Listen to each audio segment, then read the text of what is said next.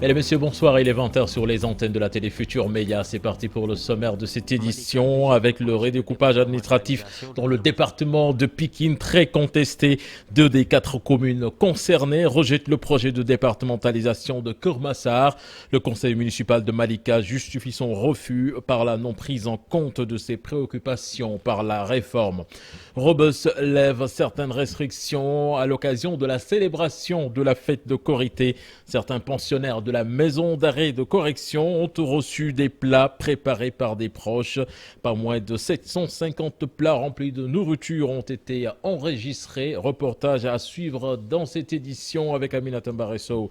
La problématique de la reprise des activités de travail au lendemain de fêtes religieuses. La solution du ministre du Travail de défalquer ces jours chômés.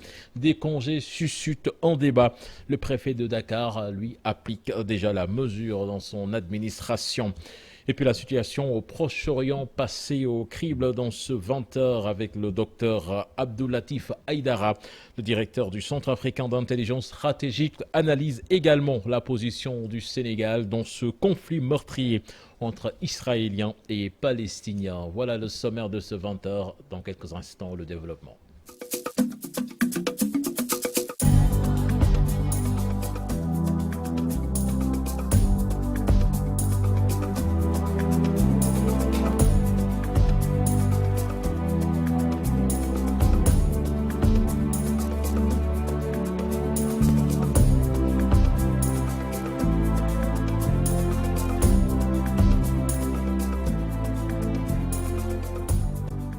Bonsoir et bienvenue à toutes et à tous. À Pikine, 2 communes sur les 4 concernées par le redécoupage administratif rejettent le projet de départementalisation de Keur Massar. Il s'agit des communes de Yeumbeul Sud et de Malika.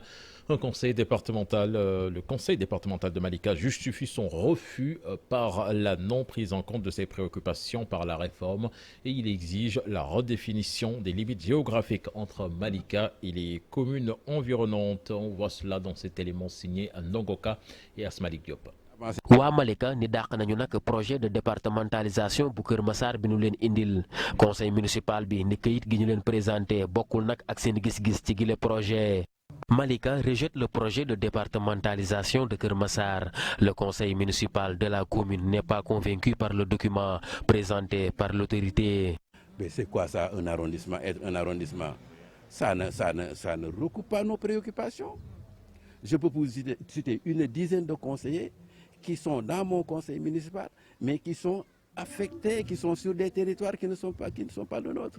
Le maire de Malika dit vouloir mettre en avant les intérêts de sa commune. Talla Gadiaga s'attendait à une réforme qui corrige les incohérences territoriales. Il pointe du doigt les litiges frontaliers entre les collectivités territoriales. Je suis un peu déçu par rapport aux attentes de Malika.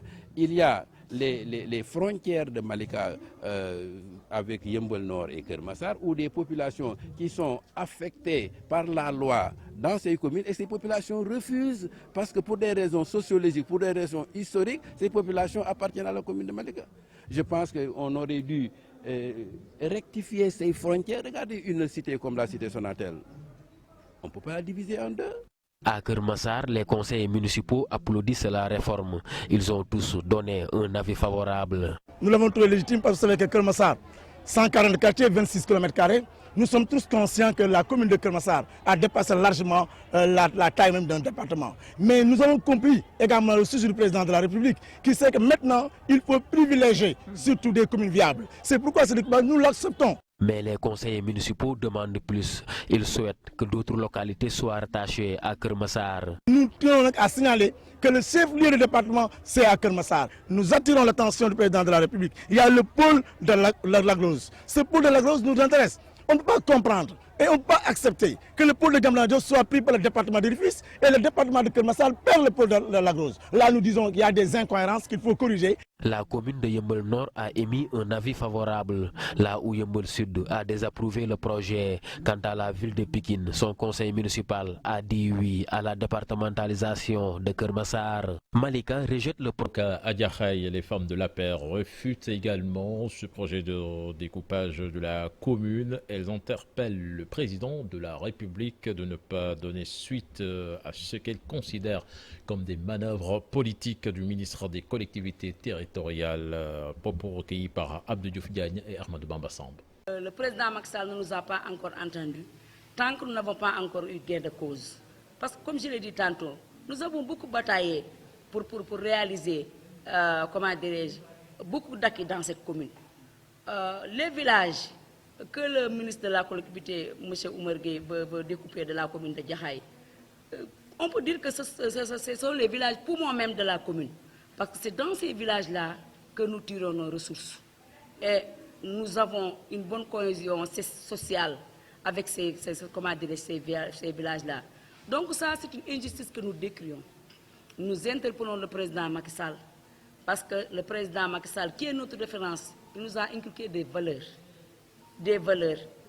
Le président Macky Sall a toujours prôné l'équité au niveau de ce Sénégal.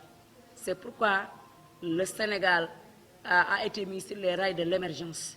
Et c'est une bataille qui est déjà gagnée. Donc nous l'interpellons, parce que cette injustice-là, ça peut tout remettre en cause. Je vous l'annoncer dans les titres de ce 20h, célébration de la Korité, la maison d'arrêt de Rebeuss lève certaines restrictions et permet à ses pensionnaires de recevoir des plats préparés par des proches à la maison. Une mesure exceptionnelle sur 2 jours, le jour de la Korité, le lendemain, et pas moins de 750 plats ont été enregistrés. Une bonne chose pour les parents de détenus, dans ce reportage signé Aminata Baresso et Modou Diop. Dans ces seaux, des repas de fête préparés pour des détenus. La maison d'arrêt de Rebeuss ouvre ainsi ses portes aux parents de détenus le temps de la célébration de l'Aïd el-Fitr. Ça me fait de la peine de fêter la Korité en l'absence de mon enfant. Compte tenu des périodes de fête aussi, des mesures exceptionnelles sont tout le temps accordées, allant dans le sens de l'autorisation des dépôts de plats pour permettre aux détenus de communier avec leur famille. C'est ce qui a été décidé pour la journée d'hier et la journée d'aujourd'hui. Et indépendamment de cela, on va passer donc samedi et dimanche pour continuer cet état de fait. Les seaux contenant la nourriture sont minutieusement contrôlés avant réception. Mersar vient d'un quartier populeux de la capitale sénégalaise. Pour son fils en détention, elle a préparé du poulet. J'ai préparé du poulet pour mon enfant, pour mon fils. J'ai également apporté quelques effets de toilette pour lui.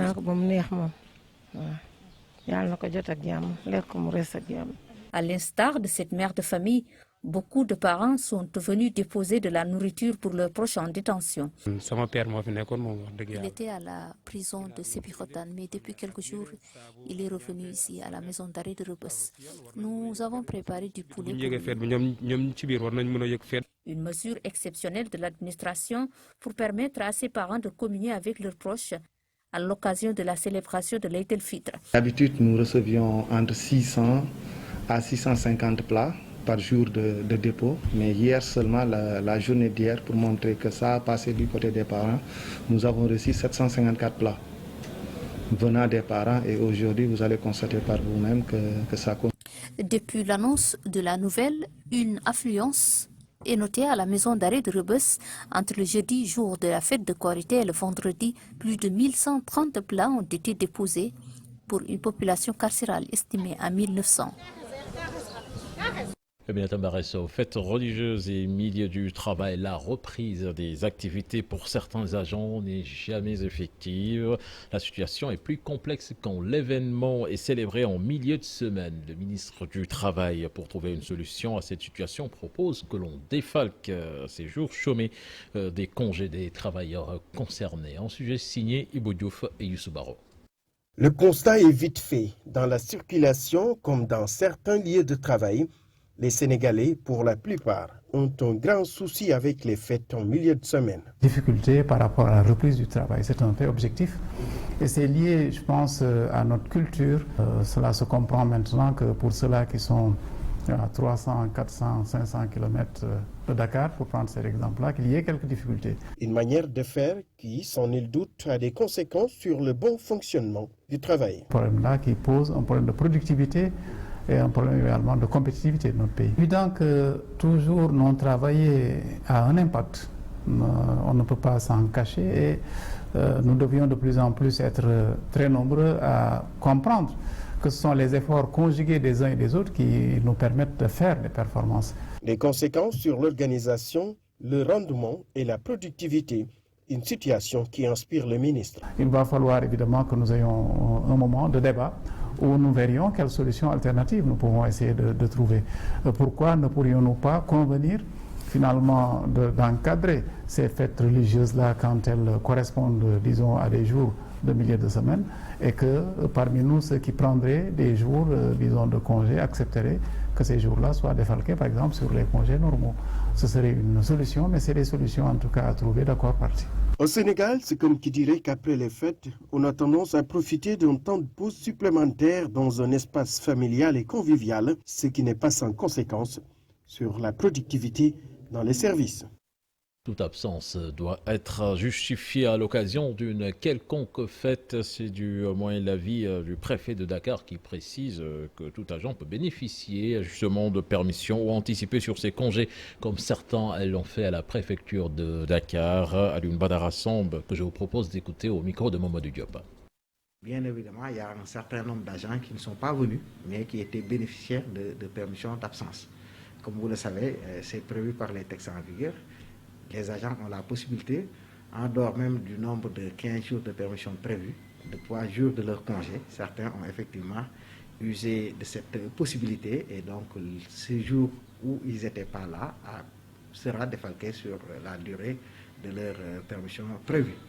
Mais de fête de Korité à Dakar, l'association des jeunes éleveurs du Sénégal liste les causes qui ont été à l'origine de la hausse du prix de la viande. Ces éleveurs évoquent l'impact de la Covid-19, l'organisation difficile des acteurs. Ils demandent justement à ces acteurs de s'acquitter à des taxes liées aux ventes et aux autorités de mieux soutenir le secteur de l'élevage. Suivant à ce propos, les explications d'Elhadji Malika, président de l'association des jeunes éleveurs du Sénégal, interrogé par Ibou Diouf et Youssou Baro. La hausse du prix de la viande est liée aux conséquences de la Covid-19. Mais nous sommes en discussion avec les autorités, en l'occurrence le ministre de l'élevage, pour trouver une solution. Concernant maintenant les taxes, nous éleveurs, nous devons nous acquitter de ces taxes pour aider les acteurs à mieux prendre en charge ce secteur. Nous demandons plus de sécurité également. On voit souvent des charrettes et des motocyclistes qui volent nos bétails, surtout pendant les fêtes. C'est un problème de sécurité qui se pose. Et j'avoue qu'avec cette situation, nous serons obligés de limiter cette année nos convois. Je porte cette décision auprès des autorités, juste pour dire que l'on mise beaucoup sur cet aspect pour pouvoir entamer l'opération Tabaski, par exemple. Nous demandons également du soutien aux autorités pour mener à bien nos différentes activités. Encore une fois, parce que vraiment, Parlons de toute autre chose à présent. L'université Cheikh Anta Diop de Dakar qui va en finir avec l'insécurité au sein du temple du savoir. Un système de filtrage est établi dans chaque entrée. La carte d'étudiant devient obligatoire pour y accéder, mais certains problèmes persistent, comme vous allez le voir dans ce sujet signé Habib Faye et Younous Diatta. Un système de filtrage établi à l'université Cheikh Anta Diop, il faut obligatoirement la carte d'étudiant pour accéder dans ce temple du savoir.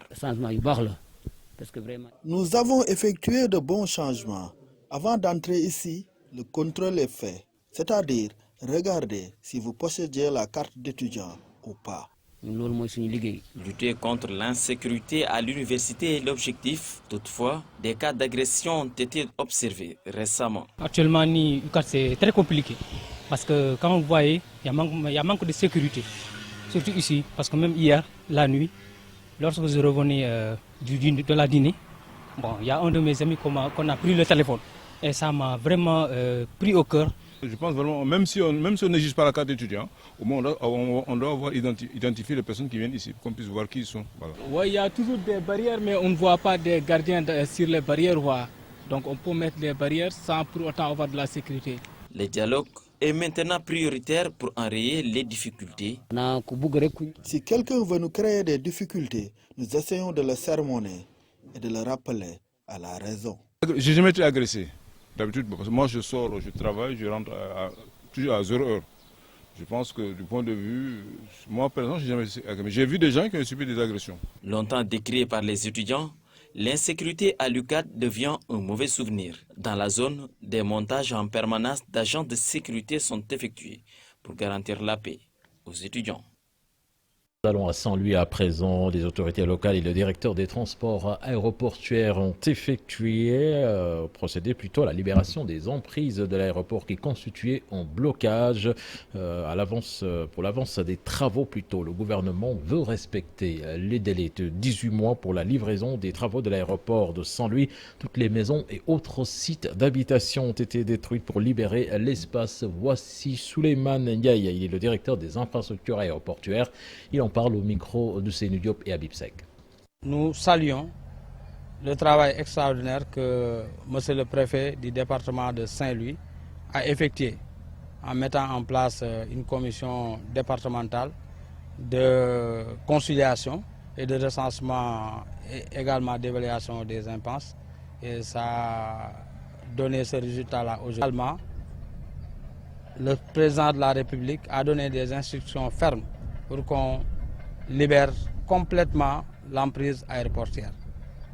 Les occupations qui sont au niveau de l'emprise aéroportière et le ministère des Finances et du Budget également va payer les impenses. Nous rassurons les familles impactées que toutes les impenses seront payées dans les meilleurs délais. On va libérer également les maisons se situant au niveau de la rampe d'approche, au niveau de Khariala et alhamdulillah, les travaux vont continuer correctement et le chantier sera livré à temps.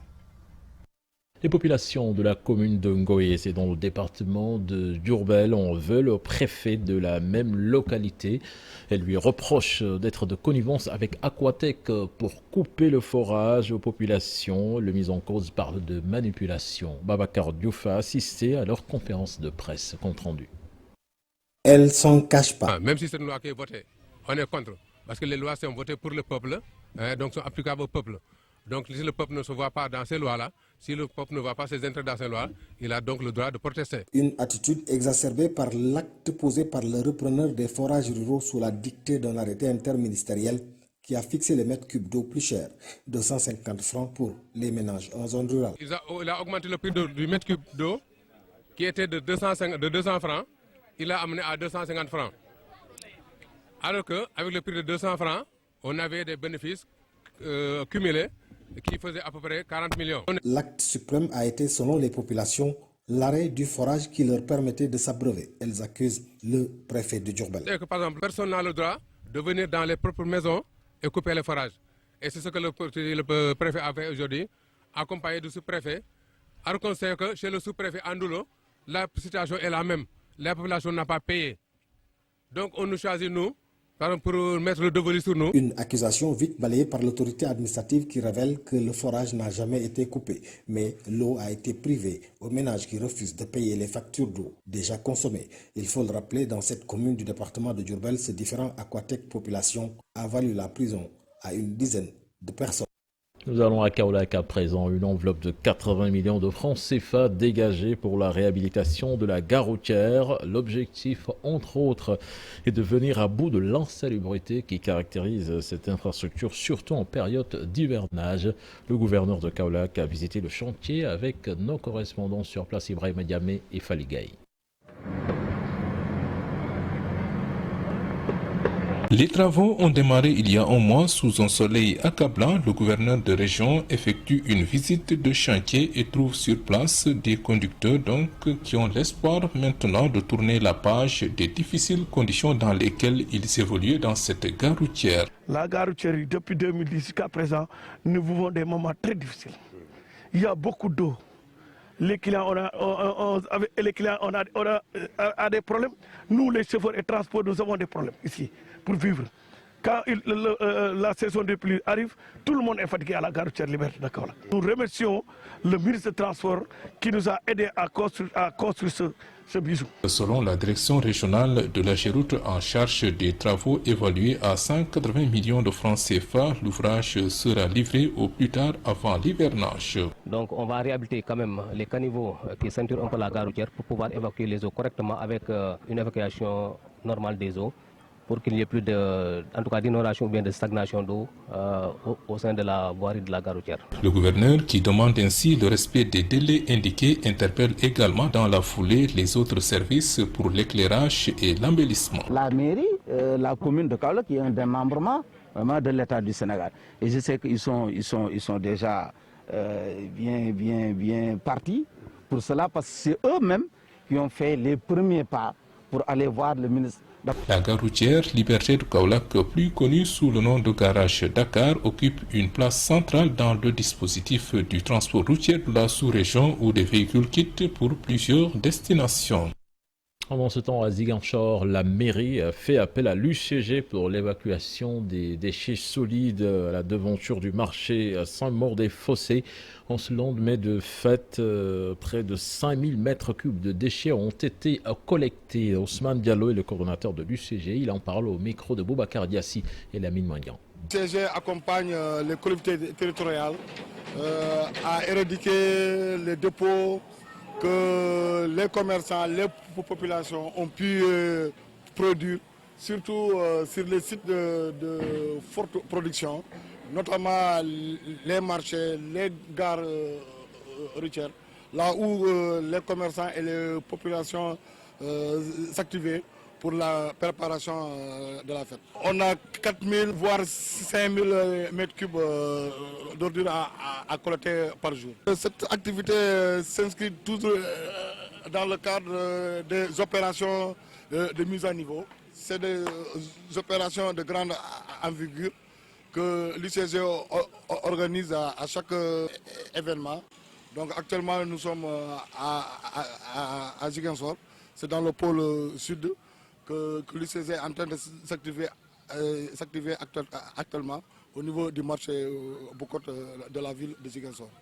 Je vous l'annoncer dans les titres de ce 20h, la situation au Proche-Orient toujours aussi tendue avec une escalade de violences entre Israéliens et Palestiniens. Ces derniers ont enregistré 120 morts contre 8 côté juif. Tout est parti de l'expropriation de leurs terres par l'État hébreu, selon le directeur du Centre africain d'intelligence stratégique. Le docteur Abdulatif Haïdara fait aussi une analyse de la position du Sénégal dans ce conflit meurtrier avec Chérif Dia et Youssou Baro. Cette carte est une parfaite illustration de la gourmandise d'Israël. Toute la partie verte était occupée par les Palestiniens jusqu'en 1946, l'année précédant celle de l'adoption du plan de partage de l'ONU. Depuis, les Juifs ont presque tout occupé, une expropriation à l'origine des violences meurtrières de ces derniers jours. Des familles palestiniennes qui, depuis une trentaine d'années, occupent des terres, on vient leur dire un beau jour, écoutez, les terres là, on va vous les prendre pour donner ça à des Israéliens, à des Juifs. Voilà, donc ça c'est inacceptable donc aux yeux justement de ces Palestiniens. C'est ça qui a déclenché justement le problème, cette pseudo-guerre, qui est une guerre double. Une guerre double parce qu'aux yeux du docteur Abdulatif Haïdara, l'État hébreu fait face à deux obstacles, le Hamas et les Arabes d'origine israélienne. Parce que non seulement il y a le Hamas qui est entré en guerre sur le plan militaire avec l'armée israélienne, mais aussi il y a les Arabes israéliens qui sont dans des territoires mixtes, dans des zones mixtes où vivent tout à fait paisiblement depuis longtemps les Israéliens et les Arabes. Et ce sont ces Arabes-là aussi qui sont entrés en rébellion contre les Juifs et ce qui va conduire directement vers une guerre civile. Le directeur du Centre africain d'intelligence stratégique dit comprendre la position du Sénégal qui se limite à une simple condamnation. Des pays comme le Sénégal ne peuvent pas s'aventurer aussi dans ce domaine-là. Ce serait même suicidaire. Ce serait suicidaire parce que vous vous créez des ennemis pour rien. Tout ce qu'on peut faire, c'est condamner. Que les gens sachent que le Sénégal condamne. Les Africains condamnent. Mais les Africains ne peuvent pas peser sur la balance. La communauté internationale continue de fermer les yeux sur ce massacre à huis clos perpétré par Israël, qui a enregistré 8 morts contre au moins 120 du côté palestinien. Avec le directeur du Centre africain d'intelligence stratégique qui se prononce sur le silence des pays du monde arabe qui ont fait allégeance à Israël. Selon lui, il n'y a plus de dirigeants capables de faire face à l'État hébreu. Si vous regardez les Arabes, les pays arabes, l'Égypte a fait, depuis les accords de Camp David avec Anwar el-Sadat, ils ont fait la paix avec Israël. On ne peut plus compter sur l'Égypte pour ça. Saddam Hussein qui montrait les dents, on lui a arraché toutes les dents, on l'a même tué. Donc l'Irak ne peut plus rien faire.